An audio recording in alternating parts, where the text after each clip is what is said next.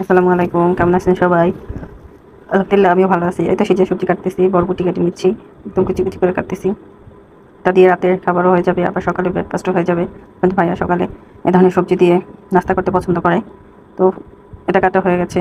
এখন আমি বরবটিটা কাটা শেষ। এখন আমি ফুলকপিগুলো কুচি করে এভাবে কেটে নিয়েছি বেগুনটাও কুচি, কুচি করে কেটে নিব, ছোট, ছোট করে পিস, পিস করে। এই দুপাশের ময়লাগুলো ছাড়িয়ে নিচ্ছি। এটা ফেলে এখন বেগুনটাকে কুচি করে নেব। পাঁচমিশালি সবজি দিয়ে সবজিটা রান্না করলে আসলে খেতে অনেক মজা লাগে। যেহেতু শীত চলেই আসছে, তো এখন থেকেই এটা খাওয়া শুরু হবে। প্রায় 2 থেকে 3 মাস খেতে হবে। তো এইভাবে মিষ্টি কুমড়াটাও ছোটো ছোটো করে কেটে নিব।